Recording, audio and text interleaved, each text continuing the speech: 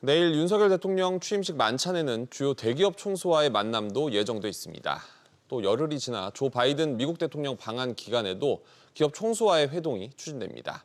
정부와 기업 그리고 미국까지 규제 완화와 투자 확대를 놓고 복잡한 셈법을 펼치게 될 텐데 앞서 보신 것처럼 기업 상황이 녹록지 않다는 게 변수입니다. 강산 기자와 더 자세히 알아봅니다.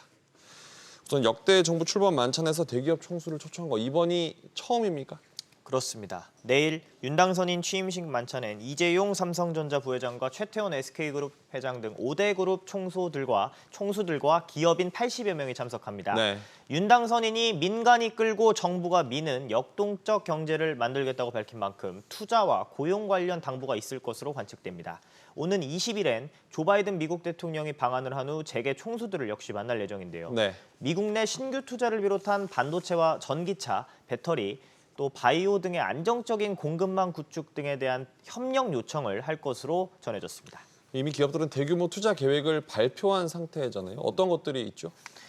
네, 윤석열 정부 국정과제에 실제로 담겼던 초격차 확보 전략의 주요 산업군인 반도체와 배터리, 전기차 등에 대한 투자 계획을 이미 발표한 상태입니다. 네. 삼성전자는 반도체와 바이오 등 신사업에 앞으로 3년간 240조 원을 신규로 투자하겠다고 밝혔습니다. LG와 SK그룹은 배터리를 교집합으로 각각 전장과 반도체에, 현대차와 롯데그룹은 전기차와 또 바이오 사업에 집중 투자하기로 했습니다.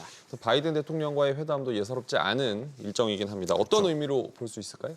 네, 미국 대통령과 직접 실무 논의를 할 기회를 통해서 신사업 개척에 대한 탄력을 받을 기회가 생길 수 있다는 분석이 나옵니다. 네. 다만 미 정부의 투자 압박에 국내 투자가 위축되는 것 아니냐는 목소리가 나오고 있는데요. 기업 입장에선 한정된 투자 재원을 놓고 이익이 되는 곳, 바꿔 말해 규제를 좀 더 확실히 완화해주는 쪽에 베팅을 할 수밖에 없다는 겁니다.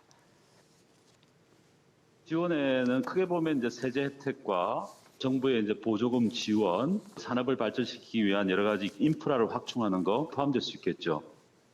특히 윤석열 당선인이 강조한 반도체 초격차 일환으로 현재 6% 수준인 반도체 시설 투자에 대한 세액 공제 확대 여부가 현안으로 떠오를 전망입니다. 기업들도 어떤 카드를 갖고 움직일지 한번 지켜보겠습니다. 강 기자, 잘 들었습니다.